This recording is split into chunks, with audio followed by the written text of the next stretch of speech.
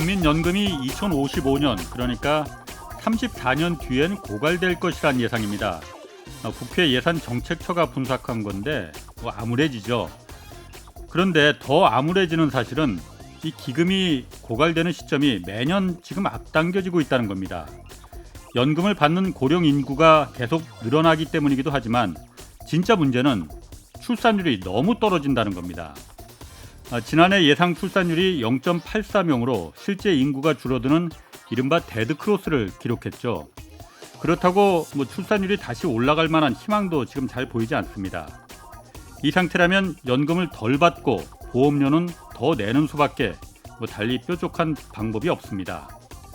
전문가들은 물론이고 정부와 여야 정치권 모두 여기에 동의하고 있지만 당장 내 월급에서 빠져나가는 돈이 늘어난다는 이 젊은 세대의 불만, 또 보험료의 절반을 부담하고 있는 사업자들의 반대, 또 낼 거 다 냈는데 왜 받는 돈은 이제 줄이려 하느냐, 이런 고령층의 반대가 뻔한 상황에서 누가 고양이 목에 방울을 달겠느냐 하는 겁니다.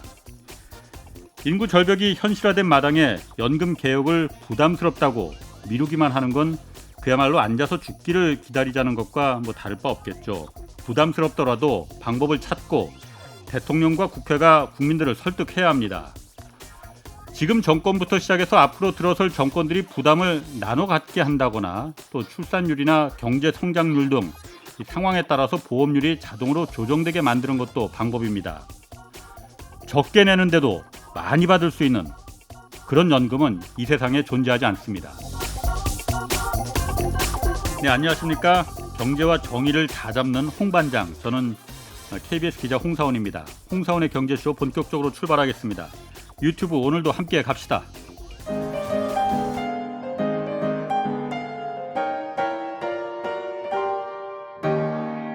경제방송 많으면 많을수록 아무거나 들으시면 큰일 납니다. 홍사훈의 경제쇼를 전적으로 믿으세요. 네, 세계에서 가장 낮은 출산율, 인구 절벽, 데드크로스, 요즘 자주 나오는 표현이죠. 오늘 주제는 좀 암울하긴 하지만은 너무나 중요하고 절박한 인구 감소 문제입니다. 박정호 명지대학교 특임교수 모셨습니다. 안녕하세요. 예, 안녕하세요. 오늘도 한번 빠져 들어가 보는 거 기대하겠습니다. 아유, 맨날 극찬해 주셔서 감사합니다. 극찬은요. 정말 빠져 들어가서 그래요. 아유, 감사합니다. 오늘 인구 감소 문제예요. 그런데 지난 1월 달에 한번 이거 다루셨더라고요. 예, 맞습니다. 최경영 기자랑 같이 그때 주제가 인구 감소의 불편한 질실. 네. 저도 다시 보기로 봤거든요. 그때는 못 봤고. 어떠셨어요? 좀 진짜 불편하셨죠? 불편하는 그런데 솔직히 말하면은 그냥 인구 감소하는 거 늘상 들어왔던 말이니까 그게 사실 감각이 좀 무뎌졌다고 할까 그랬거든요. 그런데 야, 진짜 심각할 수 있겠네. 이게 어떻게 보면은 저는 그렇게 인구 감소가 그렇게 나쁘기만 한 거야? 그런 생각 주변에서 갖는 사람들이 있거든요. 맞아요. 댓글도 보니까 굉장히 그런 얘기 많이 있더라고요. 예, 맞습니다. 댓글 보고 좀 충격 받으셨다면서. 사실 그 댓글 보고 충격을 받아서 오늘 2탄을 들고 온 거예요. 그래서 제가 우리 경제쇼를 정말 저도 좋아하는 이유가 저 같은 사람이 어딘가 이렇게 각 잡고 40분을 떠들고 갈 수 있는 유일한 기회거든요. 오늘 마음껏 한번 떠들어 보시고. 다른 방송 같은 경우는 한 15분, 다른 분들도 배려도 해야 되니까 그러다 보니까 전후 맥락도 말씀 못 드리고 좀 더 인구 구조 같은 경우는 지금 그 얘기를 해주셨지만 이게 지금 당장 해결하지 못하면 해결할 수 없는 일인데 이렇게 생각하시는 거예요. 지금 코로나도 있고 뭐도 있고 말이지 물가도 오르고 이런 게 있는데 인구 구조는 좀 천천히 하자. 그게 안 돼요. 왜냐하면 경제 지표 중에서 그래도 가장 예측이 용이한 지표가 인구 구조거든요. 그 이유는 왜 그러냐면 30년 뒤에 40대가 몇 명인지 30대가 몇 명인지 50대가 몇 명인지 지금 정해지는 거잖아요. 그 얘기는 좀 달리 말하면 30년 뒤에 우리나라 인구 구조가 큰 문제가 있네. 고쳐보자. 고칠 수가 없다라는 얘기예요. 그 순간 갑자기 40대 비중을 어떻게 늘리고 50대 비중을 어떻게 늘리겠어요. 그래서 좀 전에 우리 기자님께서 화두를 던져주셨던 연금 문제, 그다음에 건강보험료 문제, 어떻게 보면 내 노후 100세 시대까지 사는 데 있어서 가장 중요한 환경적 요소가 공기와 같은 게 인구 구조 문제인데 그것을 여러 가지 우리의 착시 현상 때문에 이건 지금 해결할 당면 과제가 아니다라고 해서 뒤로 미뤘다라고 생각이 들어서 지난 1편에는 그거가 얼마나 지금 급박하게 전개되고 있고 또 피부에 와닿게 좀 설명을 드려야지라는 목적을 가지고 진짜 지방 현장에서 일어난 일도 말씀드리고 했던 거죠. 예. 그래서 저는 제 목적이 달성됐나 해서 또 댓글을 한번 봤어요. 댓글 한 700개 넘게 달렸던데. 예, 뭐 응원도 해주시고 질책도 해주시고 또 다 좋죠, 뭐. 예. 예. 이렇게 방송 나온 사람들은 욕 먹는 거 두려워하면 나올 필요가 없거든요. 그래서 뭐 그건 뭐 전혀 문제 없는데. 너무 안 두려워하시는 것 같아요. 아니 뭐, 아니 뭐 다른 의견 있으신 분은 또 나와서 하시면 물론이죠. 되는 거지 뭐 예. 민주사회인데. 예. 자, 그런데 제가 되게 마음 아팠던 건. 예. 우리들은 기본적으로 당연히 인구가 늘어야 된다라는 전제를 갖고 방송을 하고 많은 그 국책 과제들이나 제도가 그렇게 만들어졌는데 예. 나 지금도 너무 힘든데 좀 줄어도 되는 거 아니야? 이 소리가 너무 많으신 거예요. 그 중에 한 분은 뭐 예를 들어 이런 거죠. 우리 동네 치킨집이 한 4개 5개 있는데 인구 줄면 사실 나만 치킨집 하면 나 장사 잘 될 거 아니냐 이런 비유적인 표현도 하나 있으셨어요. 예. 그래서 저는 솔직히 뭐 이게 뭐 대단한 충격이에요. 우리 그렇게 생각하는 분들 많은데 뭐 모르겠습니다. 저는 당연히 인구는 늘어야 된다는 생각이 여러 가지 있었지만 네. 그걸 보고 정말 생각보다 많은 분들이 달리 생각하시는구나. 그래서 국가가 정책을 그렇게 해도 한 300조 이상을 몇 년 동안 썼는데도 이게 안 고쳐지니 국민들이 진짜 이제는 늘길 원하지 않는 부분도 있겠구나 네. 생각을 하고요. 그 뒤로 지금 뭐 한 달 넘었죠. 한 달 넘은 기간 동안 한 달이면 2달 넘었죠. 네네. 2달 정도 됐네 진짜. 네. 그 기간 동안 다양하게 인구에 대해서 다시 한번 고민을 해봤어요. 예. 그리고 국민분들께서 보이시는 그런 어떤 그 뭐랄까요 가치관 판단 이거는 어떻게 받아들여야 되나 뭐 제가 해석해야 되나 그랬는데 굉장히 역시 참 우리 인간이라는 동물 또 국민의 가지고 있는 지적 수준이 굉장히 합리적인 것 같더라고요. 오늘 하여튼 그래서 그 이후에 1월 방송 이후에 지금 통계 자료도 새로 이제 발표가 네. 됐고 그래서 하여튼 작년에 처음으로 이른바 데드크로스를 넘었다는 거 아니에요. 네. 절대 인구수가 3만 3천 명이 처음으로 줄었다는 네. 거잖아요. 그래서 그 해석을 오늘 좀 우리가 좀 이거 사실 뭐 좋은 얘기는 아닙니다. 네. 뭐 애써 사람들이 우리 정책 당국자도 마찬가지고 애써 외면하고 싶은 주제긴 하지만은 네. 너무나 중요한 주제이기 때문에 네. 예전에 왜 그 차리군 국력이라는 말이 있었잖아요. 네. 근데 지금 사실은 인구가 국력이다 이런 말도 나오잖아요. 네, 맞습니다. 아까 댓글 얘기하셨는데 저도 사실 일정 부분은 동의하거든요. 네. 그러니까 이 청년들도 그렇지만은 장년층들도 저 같은 장년층들도 인구가 줄어들면 어차피 노동 인구가 감소할 테니까 정년도 늘어날 거 아니냐. 네. 뭐 그래서 정부 행정당국에서도 지금 정년 연장 문제도 계속 하여튼 논의가 되고 있지 않습니까? 그리고 또 그 대학 입시도 지금보다 훨씬 더 좀 용이해질 거고 예. 또 취업 경쟁도 좀 줄어들 거 아니냐. 경쟁자가 줄어드니까 네. 일단 그 부분에 대한 좀 그거 아니다라는 논리를 좀 갖고 계시잖아요. 원래는 그랬는데 어. 제가 국민들이 그렇게 생각하는 부분도 예. 일정 부분 이제 정부가 수용해야 된다는 얘기도 오늘 같이 해드리려고 해요. 두 가지를 다. 수용해야 된다. 예, 자 설명을 좀 드릴게요. 예. 이걸 어떻게 하면 가장 직관적으로 쉽게 말씀드릴 수 있을까 고민을 하다가 예. 우리도 동물이잖아요. 예. 사회적 동물이거든요. 예. 그래서 우리가 사회적 동물이라는 걸 바탕으로 그걸 가지고 좀 말씀드리면 좋겠다 생각을 했습니다. 예. 자, 이렇게 말씀드릴게요. 그 사자하고 호랑이 있죠. 예. 이 사자하고 호랑이는 뭐 진짜 맹수의 가장 정점에 있는 비교가 대상되는 어떤 동물인데 그렇죠. 그 두 동물이 살아가는 방식이 전혀 달라요. 어떻게 다르냐면 호랑이는 일정 나이가 되면 혼자 생활합니다. 그런데 사자는 군집을 이뤄요. 예. 근데 그게 왜 그러냐?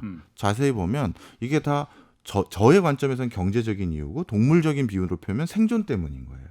설명을 드리면 호랑이가 주로 서식하는 동네는 어디냐면 시베리아라든가 예. 또는 정글이라든가 이런 데서 생활을 그렇죠. 하죠.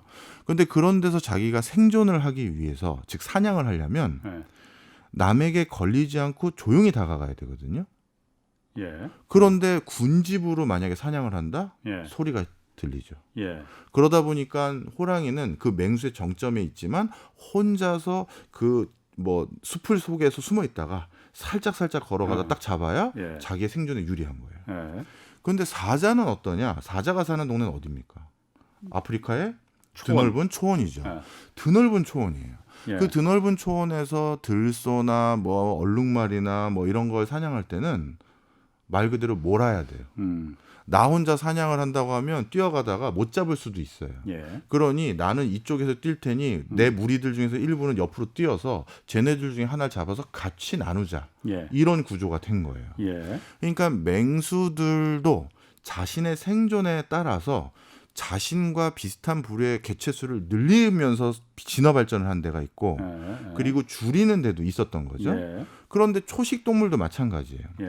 얼룩말이나 들소도 대표적인 다산을 하는 동물들이거든요. 예. 그리고 그 다산을 해서 그 일가 친척들이 다 같이 다니는 군집을 이루는. 그럼 이런 초식 동물은 왜 다 같이 다니느냐? 자, 그것도 이유가 있는 게 같이 다니는 게 생존에 유리하기 때문이에요. 그렇지. 흩어지면 죽고 모이면 그렇죠. 뭉치면 산다는 거지. 예. 더 정확히 말씀드리면 어딘가 숲을 뜯고 있는데 이쪽 끝에 있던 친구가 갑자기 이상한 위험 시그널을 봤어요. 예. 그럼 얘는 탁 뛰겠죠. 예. 얘 뛰는 순간 다른 사람도 그 소리에 맞춰서 다 같이 뛰는 거예요. 예. 그러니까 어쩔 때는 내가 바깥쪽에 있어서 그 위험에 노출될 수도 있지만 섞이다 보면 그 사람이 먼저 신호를 보낸 것 때문에 내가 생존할 수도 있거든요. 예. 바로 그래서 얼룩말과 들소는 생존을 위해서 개체수를 자꾸 늘리게끔 다산을 하게끔 진화 발전을 한 거예요. 그런데 재밌는 게 뭐냐면 그 다산을 하는 얼룩말과 들소를 동물원에 잡아왔을 때예요. 다산을 안 하는구만. 다산을 안 해요. 예. 이제는 자기의 생존에 그게 방해가 되는 거예요. 제한된 공간에서 예. 그 한정된 뭐라고 할까요? 그 사료 예. 또는 한정된 공간을 내가 누구랑 쉐어하는 건 내 생존에 유리하지가 않는 거예요. 오히려 장애물 만들고. 장애물이 되는 거예요. 예. 그래서 동물들조차도 예. 그렇게 다산을 하는 동물을 잡아오면 동물원 안에서는 난임이 되는 거예요. 아. 이게 동물의 특성이거든요. 그런데 우리 인간도 동물이에요. 야, 이게 동물의 왕국으로 지금 뭐 이렇게 비유를 비유를 했지만, 하니까 네. 완전 빠져드네 또. 아이, 저 준비 단단히 해왔습니다. 계속해 보십시오. 아, 재밌어. 지금 예. 그래서 저는 가끔 제가 이 관점을 그냥 놓친 거죠. 국가의 발전과 또 예. 이 인구가 많은 외교력에서 우리가 굉장히 우위에 있는 것들이 많아요. 예. 그리고 산업 표준이나 기술 표준을 결정함에 있어서도 목소리를 많이 낼 수가 있고 예. 여러 가지 우호적인 환경이 많은데 그럼 저한테 가끔 그런 소리 많이 하세요. 아니 저 북유럽 국가들은 우리보다 인구가 훨씬 작은데 나름대로 목소리를 꽤 내지 않냐. 그렇지. 자, 그들은 비슷한 나라들끼리 연대를 한 거예요. 우리 스웨덴하고 노르웨이랑 핀란드는 인구가 1000만도 안 되는 작은 나라니 야 우리들끼리 모여서 외부로는 한 목소리 내자 이렇게 해서 연대를 한 거죠. 뭐 스칸디나비아 3국해서 그렇죠. 예. 그리고 유럽의 각자는 강소국들인데 부유하지만 인구는 작은. 예. 근데 그러다 보니까 저 큰 나라들 러시아니 중국이니 미국에 대항하기는 어려우니 야 우리는 한 집단으로 모아보자 EU를 만들고 저 동남아시아도 아세안 만들어서 야 우리도 뭉치자 이렇게 한 건데 우리 한국은 그럴 수 있는 상황이 아니죠. 그럼 그 전제는 EU나 뭐 그 스칸디나비아 3국이니 뭐 이런 게 인구 문제 때문에 그럼 서로 합쳤다는 거예요? 여러 요인 중에 그것도 분명히 있다는 거예요. 오케이. 예. 숫자가 작으면 그것 때문에 불리한 요소가 굉장히 많거든요. 예. 자, 그런데 그래서 외국 학자들 중에서는 저한테 이렇게 물어보는 사람도 많아요. 예. 아니 한국, 중국, 일본은 밸류체인 상황에서도 역할이 다 다르고 경제력도 상당한 국가 셋인데 니는 왜 안 합치니? 우리 모르고 하는 소리죠. 그래서 저도 웃어요. 그런 소리 들으면. 그런데 자 그러면 우리는 정말 독자 생존인데 예. 이런 상황에서 뭐 저희는 그런 차원에서 인구가 늘어야 된다라는 전제를 깔았는데 역시 국민분들이 생존이라는 관점에서 굉장히 합리적인 생각들을 자기도 모르게 인지하지도 모르게 하고 있었던 거죠. 예. 자 그런데 이걸 역사적으로 보면 더더욱 놀라운 일이 있습니다. 예. 이게 그냥 이렇게 보시면 돼요. 그럼 인간도 정말 생존 환경이 바뀌면 이렇게 확 바뀝니까? 예, 확 바뀝니다. 로마 시대 제가 예를 좀 드리려고 가져왔는데요. 예.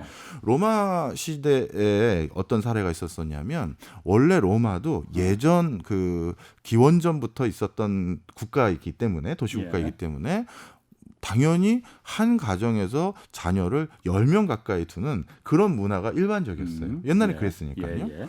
그런데 로마가 남지중해 인근의 모든 영토를 다 지배하고 그다음에 도시국가의 체계를 완벽하게 갖춘 다음에 그다음에 노예들을 통해서 자신들의 경제 시스템을 딱 구축하자마자 일어나는 일이 저출산이었어요.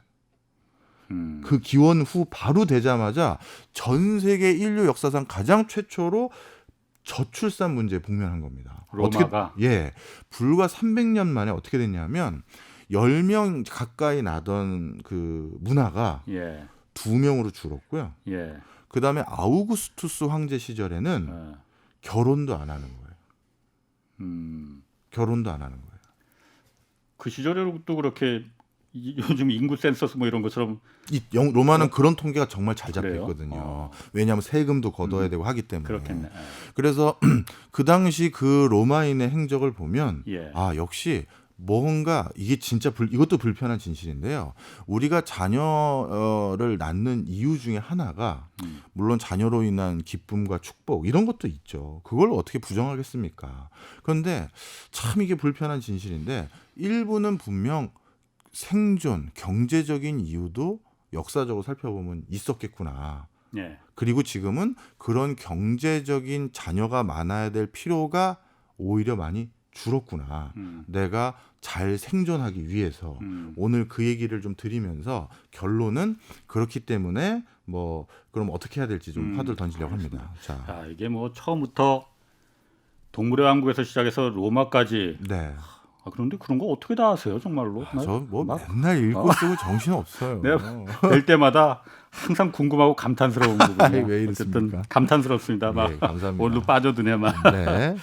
자, 그런데 이런 그 반론이라기보다는 네네. 어쨌든 작년에 처음으로 통계청에서 데드크로스가 나타났다. 네. 인구가 실질 인구가 3만 3천 명이 줄었다. 그리고 이 합계 출산율이라고 하죠. 그러니까 네네. 여성 한 명이 앞으로 낳을 수 있는 네. 그 자녀 수를 예상해 보니까 0.83명으로 사상 최저치더라. 네.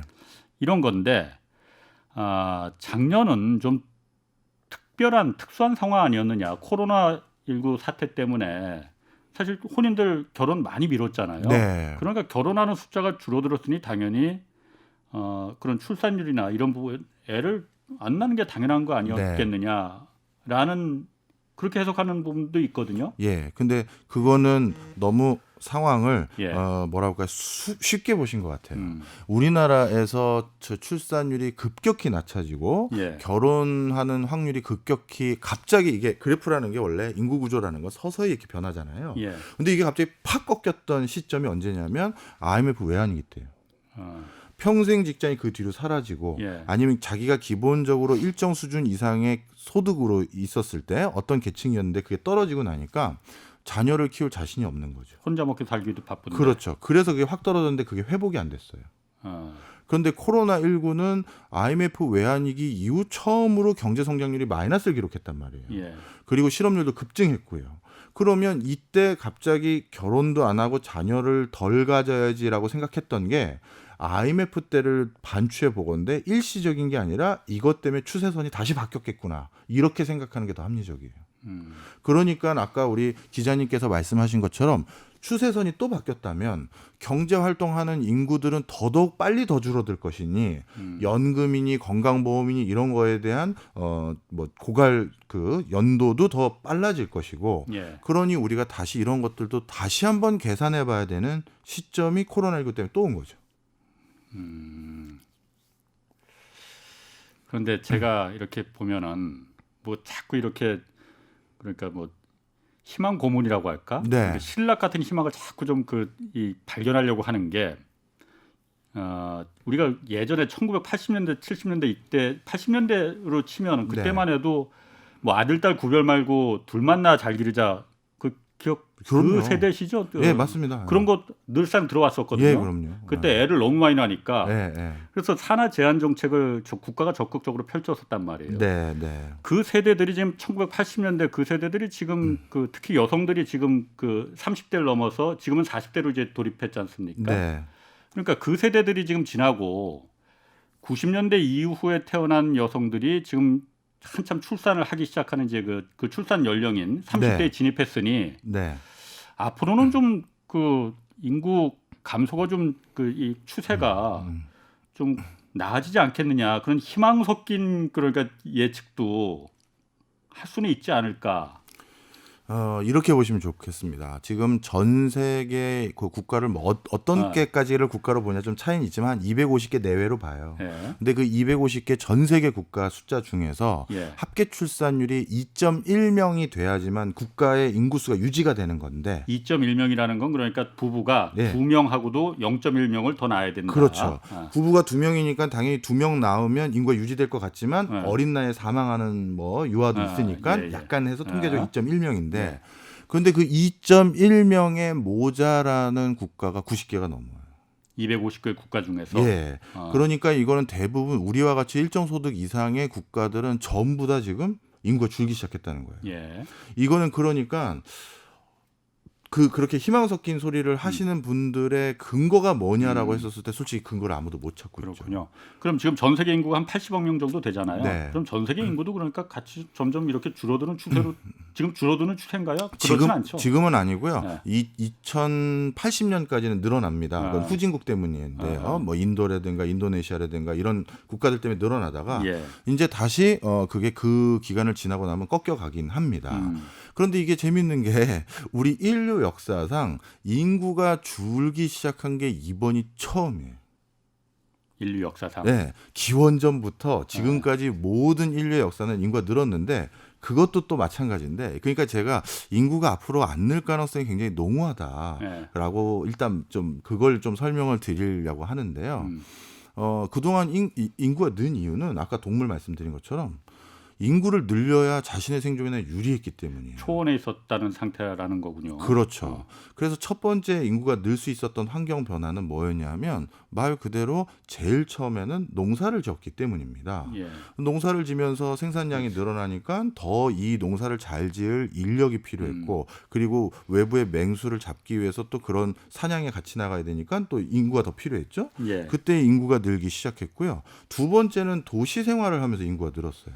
도시 생활. 예, 그건 왜 그러냐면 이제 치안이 확보되고 여러 가지 정주 여건이 개선되기 시작하면서 오히려 이제 더 사람을 잘 키우기 시작할 수 있는 환경이 더 구축되니까 그런 상태에서는 또 인구가 늘었어요. 예, 예. 네, 그래서 그렇게 기본적으로 그때까지만 해도 더 많이 나올 수 있어서 그게 나에게 부를 가져다 주니까 그런 게 있었었고요. 특히 농경 사회에서는 인구가 제일 중요했던 이유가 뭐냐면요. 예. 물론 농사의 일꾼들이기도 하지만 예. 그다음 또 중요한 건 그때는 치안이라는 게 예. 결국 아버지나 형이 어디 가서 봉변당하고 오면 누가 같이 나가요? 온 형제들이 다 같이 나가죠. 누구야 이렇게 되잖아요. 그렇지. 그래서 저도 그런 적 있어. 진짜 그렇잖아요. 예. 그래서 가족이라는 게 꼭 치안의 방편이기도 해요. 그리고 위험에 있었을 때 방범이 되는 거고요. 예. 그렇기 때문에 그 당시 농경 사회에서는 계속 인구를 늘려야 됐던 이유들이 많았던 거죠. 그리고 이렇게 인구가 계속 늘어왔던 과정에서 특히 결정적인 변화 중에 하나가 예. 뭐였냐면 콜럼부스예요, 이것도. 신대륙 발견. 예. 사실 유럽에서는 먹을 게 마땅하지 않았는데 예. 콜럼부스가 유럽에서 구강작물이라고 하는 옥수수, 감자, 고구마 그 원산지들이 대부분 중남미거든요. 중남미, 예, 그렇죠. 예, 거기에서 그걸 가지고 왔더니 이거는 아주 쉽게 잘 자라는 거예요. 그러다 보니 유럽의 주식이 그때부터 그걸로 바뀌었죠. 예. 그러니까 이제 쉽게 얘기해서 낳는 숫자는 똑같았을지라도 어렸을 때 사망하는 비율이 줄어드니까 그러니까 인구가 급격하게 늘었던 겁니다. 예. 그다음 인구가 증가하게 됐던 것은 과학기술의 발달, 그다음에 산업혁명 때문인데요. 뭐 농학자들은 이렇게 얘기하더라고요. 질소 비료 때문이다. 질소 비료 때문에 맞아요. 또 농산물이 급격하게 맞아요. 늘다 보니 예. 또 우리가 또 오래 살 수가 있고 그래서 인구가 예. 늘었고 그다음 또 한 가지는 뭐냐면 바로 백신이에요. 결핵, 그다음에 콜레라, 소아마비, 홍역, 감염 이런 것들의 백신이 과학혁명 때문에 발견되면서 예. 인구가 계속 늘었다는 거죠.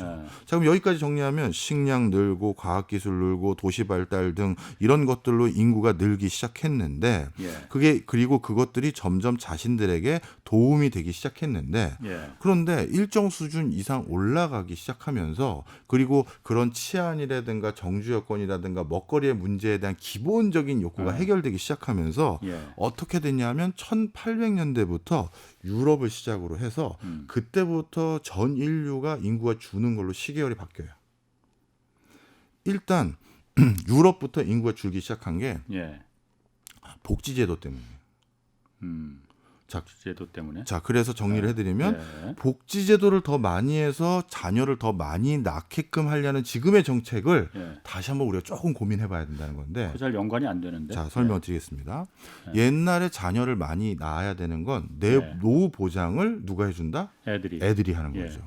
애들 다 키워줬더니 부모님 생활비 주고, 생활비 주는 게 아니라 같이 살았잖아요. 어머니 아버지 먹을 거 챙겨드리고 입을 거 챙겨드리고. 예. 그런데 1800년 이후부터 유럽에서도 복지제도를 강화시키기 시작하면서 예. 연금 주겠다, 뭐 해주겠다, 기본적인 생계, 뭐 보건 이런 의료 제공하겠다 이렇게 되니까 애들을 가져야 될 이유 중에 하나가 결핍되기 시작한 거죠. 예. 아, 내 노후는 애들이 아니라 내가 해결할 수도 있겠구나. 예. 자체적으로. 그게 하나 생긴 거고요. 그 다음에 이제 완벽하게 도시가 선진화되면서 경찰이니 뭐니 치안이 확실해지다 보니까 외부의 무슨 침입으로부터 대비하기 위해서 가족이 많을 필요도 또 줄어든 거예요. 예. 그러니까 우리 집에 이상한 사람 올지도 모르니 그래도 식구들이 있어야 든든하지, 이 생각도 점점 줄어들기 시작한 거죠. 그러니까 치안이나 나의 안위를 위해서 가족을 둬야 되겠다라는 생각도 많이 줄어든 거예요. 그 다음에 갑자기 내가 평생을 살다가 불의의 사고를 당해서 이렇게 보시면 되죠. 장애를 갖게 됐다. 그러면 옛날에 농경사회에서는요, 그 가족들이 그 장애를 입은 그 어른이든 누구를 다 케어했습니다. 예. 그런데 지금은 이제 또 그거를 국가나 누가 상당 부분 어느 정도 보존을 해주는 부분이 있다 보니 그런 부분에서도 자녀가 꼭 안 필요하겠다. 이 참 말이 좀 자녀를 그렇게 말하는 게 참 결례되는 건 알지만 그렇게 생각하는 사람도 있을 수 있고요. 예. 그리고 정치제도의 안전도 중요해요. 예전에는 내 신분이 어때서 아니면 내가 어떤 상황이기 때문에 예. 나의 또 인권이나 이런 게 제대로 보호 못 받는다고 생각했는데 민주화 사회가 자꾸 도래되면서 그거에 대한 위험도 줄어들기 시작한 거죠. 예.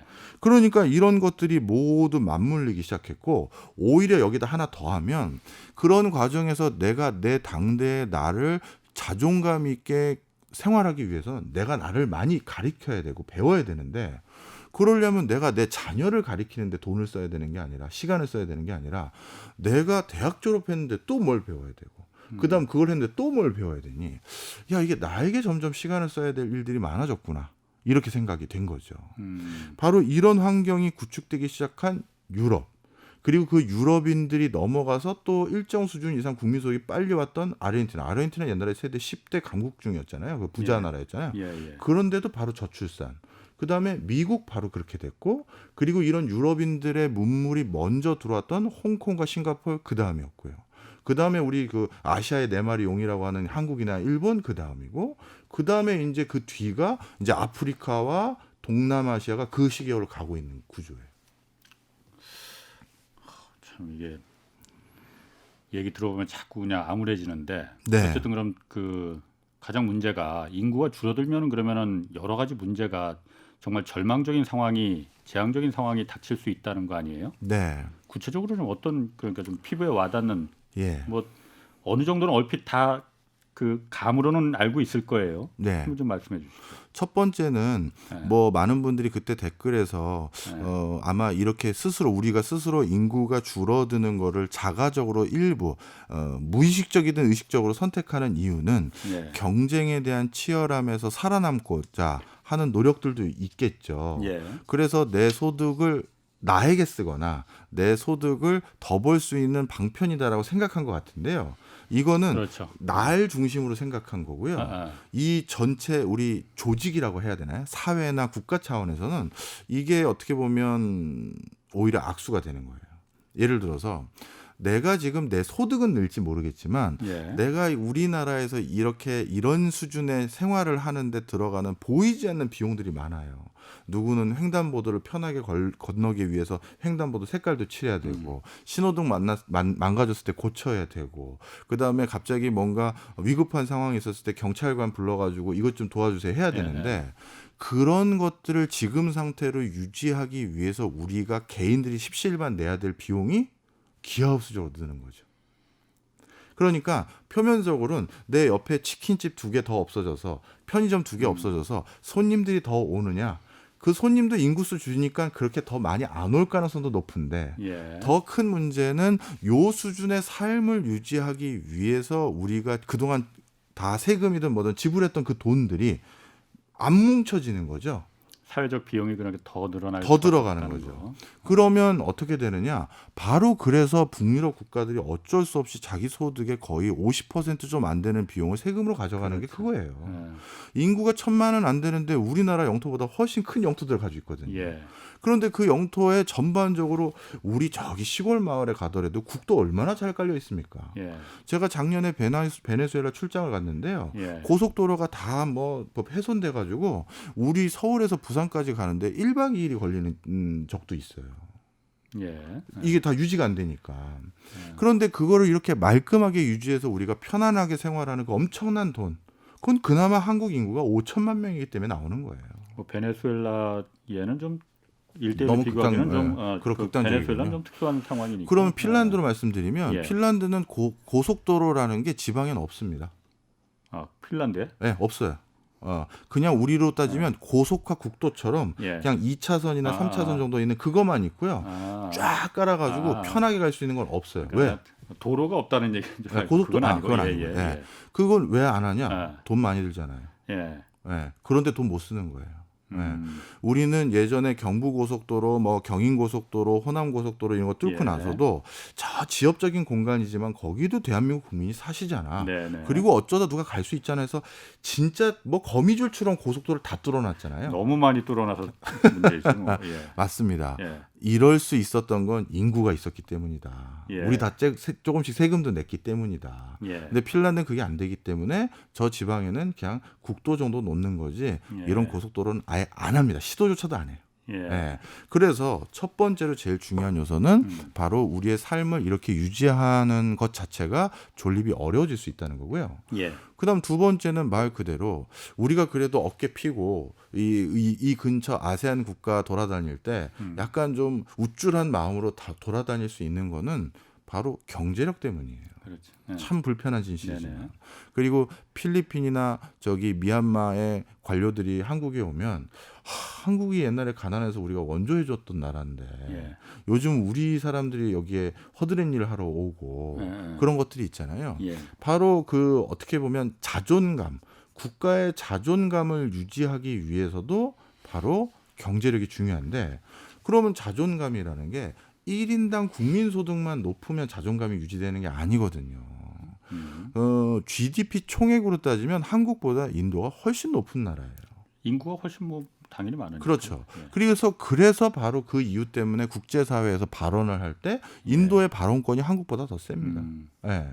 그러면 이 인구가 줄기 시작해서 뭐 진짜 2천만, 1,500만 이렇게 됐었을 때 과연 우리가 어디 해외를 나갔을 때 예. 그러면 우리의 자존감이라고 해야 될까요? 위상 이거를 유지 못할 가능성이 높아요.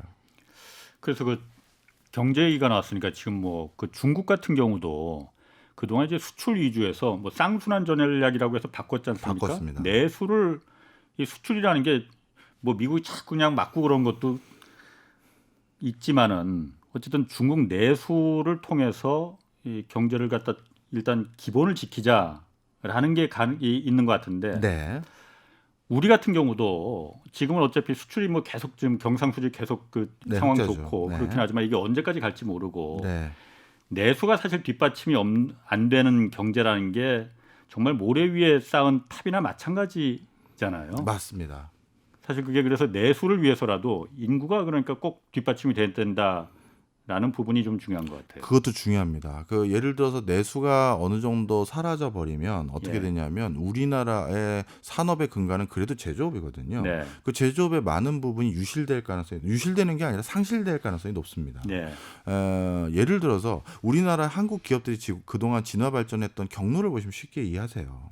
자, 어떤 기업이 이 라디오 뭐 일본 거 조립해서 비슷한 거 만들기 시작했거나 칼라 TV 만들기 시작했다고 쳐보세요. 예, 예. 그럼 그 기업이 그 조악스러운 기술을 뭔가 그럴싸한 기술력을 확보할 때까지 자기네들 제품을 어딘가 팔아야 되잖아요. 그러면서 시행착오도 하고 학습도 해야 되고, 그런 걸 하기 위해서 바깥에서 들어오는 물건들은 어떻게든 차단하고 내부에서 자, 조악스럽지만 우리 국민한테 자꾸 만들어봐, 그렇게 팔아봐, 그리고 외국 물건은 비싸게 관세 매겨서 버티게 해줄게 라고 하면서 하다가 몇몇 기업들은 우리가 그 과정에서 기술력 확보했습니다, 그래서 지금은 세계에서 제일 높은 기술 가지고 있습니다 해서 지금은 뭐 삼성, LG, SK, 현대 이런 회사들은 글로벌 탑티어에 해당되는 회사로 발돋움했던 거거든요. 예. 그런데 그런 회사들이 그렇게 하기 위한 전 단계는 내수가 그래도 인구가 적지 않게 있기 때문에 규모의 경제를 실현해서 대규모 공장도 짓고 그런 큰 사업들의 판을 벌려볼 수가 있었던 거예요. 예. 그런데 이 내수가 그렇지 않으면 어떻게 되냐? 그런 사업을 못 해요. 대표적으로 이걸 이스라엘을 꼽을 수 있습니다. 이스라엘 같은 경우는 이렇게 보시면 되는데, 이스라엘은 제조업이 없어요. 할 수가 없겠죠. 여기 있는 사람들만을 대상으로 큰 공장을 짓는다? 채산성이 안 나와요.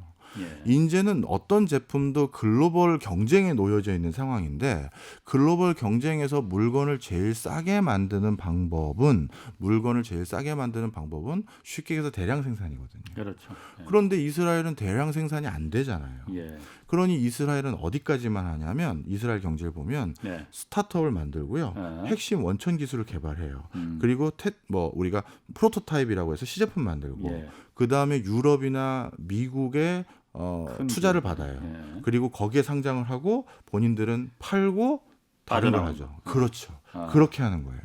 그러다 보니까 지금 코로나19라는 큰 불상사가 생겼을 때 예. 이스라엘의 도시 생태계가 완전히 좌초됐었어요. 기본적으로 수도 배관이라든가 전선이라든가 건축 기자재라든가 이런 거 하나 자체적으로 못 만드는 나라거든요. 예. 그런데 갑자기 바깥에서 들어오는 모든 교역 루트가 차단되고 나니까 물가 급등되고 뭐 수도꼭지 틀면 녹물만 나오고 아무것도 안 되는 거죠. 돈들은 있어요. 근데 돈들은 있지만 자체적으로 이게 외국도 야 우리도 지금 급해 이렇게 되니 공급이 안 되는 거죠. 그러니까 그런 문제도 결국은 따져 들어가 보면 결국은 다 인구가 부족한 문제 때문에 생기는 문제다, 이렇게 이제 해석을 하시는 거군요. 네. 그러면은 이게 참 우리가 인구가 어차피 줄어들고 있는 거는 계속 추세고 또 나아질 만한 기미도 그렇게 희망도 보이지 않잖아요, 솔직히 말해서. 네. 그러면은 그렇다고 해서 가장 당장 닥쳐올 문제가 우리 어느 누구도 지금 사실 입 밖에 꺼내지 않고 있습니다. 네. 연금 개혁 문제, 네. 건강보험 문제 이거거든요. 네. 왜냐하면 이게 인구하고 직접적인 그야말로 상관관계가 있는 거 아니에요. 네. 연금 같은 경우에도 지금 제가 보니까 그 국회 예산정책처에서 보니까 매년 이게 연금 고갈 시점이 우리 국민연금에 대해서는 하도 그냥 이게 뭐 고갈된다 해서 사람들이 어느 정도 이제는 그거 벌써 한 10년 전부터 들었던 얘기인데 내성을 갖고 있는 것 같아. 네. 그런데 매년 줄어서 2054년 이제는 2054년에 기금이 다 고갈되는 거로 분석을 하고 있더라고요. 네. 지금 누군가는 나서서 이 연금에 대해서 네. 이거 지금 심각한 상태다, 인구 줄어들고 있는데 제가 아까 오프닝에서 말했던 것처럼 덜 내고 더 받는 연금은 이 세상에 존재하지 그렇죠. 않는다라는 거 아니에요? 예. 이 부분 누군가는 나서야 되는 거 아닙니까 지금? 근데 이제 그거를 진짜 말씀하신 것처럼 정치가 입장에선 표를 의식할 수밖에 없잖아요. 예. 그게 솔직히 우리가 다 아는 분명한 사실인데 누구도 거기에 대해서 얘기를 안 해요. 저는 그래서 예. 그래요. 저는 그래서 다음번 대통령에 누가 나올지 모르겠지만 예. 요 불편한 얘기에 그게 맞건 틀리건 공약으로 제시한 사람이 진정성 있어 보여서 그 사람 찍으려고 그래요. 공약에도 이건 얘기를 안 하고 예. 이상한 장밋빛만 얘기를 하는 거예요. 예. 뭘 더 드리겠다, 뭐 어떤 뭐 혜택을 더 드리겠다, 자녀를 낳으시면 뭐 하겠다. 그 돈들은 다 어디서 하는지에 대한 솔직한 얘기. 예. 그리고 연금 고갈이나 이런 여러 사회보험 제도에 대한 개혁, 이거에 대해서는 진짜 얘기가 없어졌어요. 네. 그러니까 특히 얘기를 안 합니다, 어느 누구. 왜냐하면 내년이 선거인데 이 얘기를 한다? 그렇게 진정성 있는 정치가 솔직히 저는 아직은 못 봤고요. 예. 그래서 저는 오히려 이런 소리들을 많이 하더라고요. 이 문제를 해결하기 위해서 빨리 통일을 해야 된다. 그러면 인구 구조의 문제가 싹 해결될 테니까. 예. 그래서 마치 연금 같은 걸 솔직히 개혁해서 해결하는 게 아니라 통일을 해야 될 이유들 중에 하나를 이런 걸 막 갖다 붙이는 거예요. 그런데 예. 그럼 통일을 하면 진짜 인구 구조가 해결되느냐? 예. 이것도 북한의 인구 구조에 대해서 우리가 정말 크게 잘못 알고 있는 착시 현상이 있어요. 북한이 지금 한 2천만 명이 조금 안 되죠. 인구가. 뭐 그것도 중요하지만 예. 사실 북한이 우리보다 저출산 문제가 더 일찍 전개됐어요. 아 그래요? 네. 설명을 드리면 북한은 그래도 아직 초원일 것 같은데. 아닙니다. 절대 그렇지가 않고요. 예. 이것도 아까 우리 국민들이 참 현명하다라는 것과 맥을 같이 하는데 예. 모든 사회주의 국가가 자본주의 국가보다 저출산 문제가 먼저 전개됐습니다. 사회주의 국가가 자본주의 국가보다 먼저 네. 전개됐다. 그러니까 마치 무슨 시장이 풍요로워져서 우리가 자녀를 덜 낳으니 그래서 자본주의 사회에서 저출산이 더 빠르게 될 것 같아 보이지만 아니에요. 사회주의 국가 더 많이 먼저 진행됐는데요. 왜 이유가 뭐죠? 이게 첫 번째로 똑같아요. 자녀를 더 많이 갖는 게 생존에 유리하지 않는 구조로 바뀌어버렸기 때문이에요. 사회주의 국가는요. 예. 모든 생산 요소를 국가가 가지고 갔죠. 네. 그리고 그 결과를 균등 분배가 원칙이에요. 그럼 균등 분배하는데 자녀를 많이 갖고 그걸 가지고 생산 요소를 내가 가지고 있는 공장이나 농장이나 이걸 더 잘 돌려야 예. 부유해지는 건데 네. 그 유인 구조가 깨졌잖아요. 그걸 같이 돌릴 필요도 없고 예. 내 것도 아니니 예. 더 잘 돌릴 필요도 없고 예. 그리고 국가가 갑자기 우리 집은 가족이 많아요라고 해서 충분히 그것만큼 보상을 해서 더 많이 배당을 주는 것도 아니고 예. 그러니 오히려 사회주의 국가에서 더 빠르게 저출산이 빨리 전개됐어요. 그러니까 애를 낳아서 그 같이 사회 생산력을 높이는 그 유인이 없어졌다는 그렇죠. 거예요. 그래서 이게 정말 특이한 게 있는데요. 우리 중남미 국가들 있죠. 예. 중남미 국가에 보면 쿠바, 자메이카, 아이티, 도미니카 공화국 이 네 개 나라 같이 있는데 예. 이 네 개 나라는 인구의 특성도 비슷하고 사람들 성향도 비슷하고 계절적인 것도 비슷하고 사회 구조, 경제 구조 다 비슷해요. 딱 하나 다른 게 정치 구조가 하나 달랐는데 예. 쿠바만 사회주의 국가였죠. 음. 자, 그런데 이 중남미 국가가 그래서 인구학자들이 제일 재밌게 들여다본 결과인데요. 예. 이 카리브해 근처에 있는 이 중남미 아열대 기후에서 산업, 인종, 종교가 모두 비슷한 이 국가들 중에서 유일하게 쿠바만 저출산이에요. 왜? 사회주의 국가니까. 자, 그런데 우리 북한 예. 아까도 말씀드렸듯이 저출산이라고 했었죠. 제가 오늘 그래서 통계를 찾아왔어요. 예. 북한 같은 경우는 어떻게 됐냐면 산하 제한 정책을 펼치지 않았음에도 불구하고 인구가 빨리 줄어들기 시작했는데 예. 초창기에 물론 남한으로 남하한 사람들도 있고 해서 줄어든 것도 있어요. 그런데 이 인구가 워낙 빨리 줄어들다 보니까 어떻게 됐냐면 북한은 우리보다 굉장히 강한 그 산하 어떻게 보면 인구 늘리는 정책을 했거든요. 예. 그래서 이게 지금 1998년부터 조금 해결이 되기 시작했는데 예.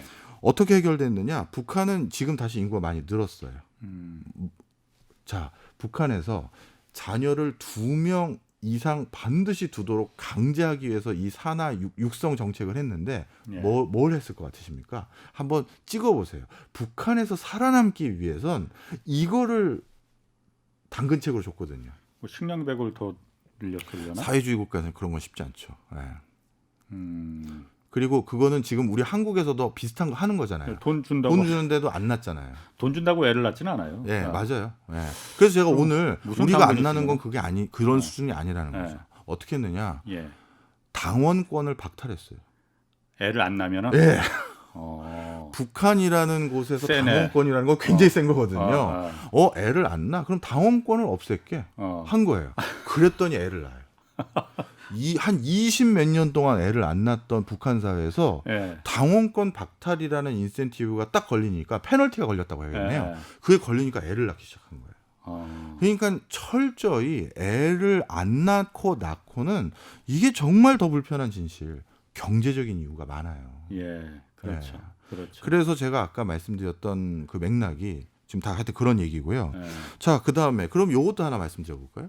그럼 아까 90몇 개국 우리와 비슷한 소득이나 우리와 유사한 소득을 가진 나라들은 전부 다 인구가 줄어드는데 전 세계 250개 국가 중에서 네. 그럼 북한은 우리보다는 못 살지만 이런 엄청난 제도로 인구를 다시 늘려놨는데 예. 전 세계에서 인구를 늘렸던데 성공한 나라들의 제도. 예. 프랑스 뭐 이런 얘기 많이 하는데 그거 거짓말이에요. 네, 프랑스는 프랑스 그 출산율이 우리보다 그래도 훨씬 높잖아요. 근데 그게 어떻게 된 거냐면 프랑스 원주민들의 인구 학교 출산율이 계속 떨어지고 있어요. 근데 프랑스는 이민자들을 받아줬잖아요. 이민자. 똘레랑스로. 그래서 프랑스의 저 알제리니 이런 그 옛날 식민지권 거기하고 예. 또 시리아나 이런 데서 넘어온 예. 그 이슬람 문명권에 온 분이 아직까지 다산이거든요. 그래서 거기 때문에 학교 출산율이 지금 된 것이지 원주민들에겐 어떠한 약도 처방전이 통한 적이 없어요. 아, 프랑스도 그러니까 원주민들의 출산율은 줄어드는군요. 그렇죠.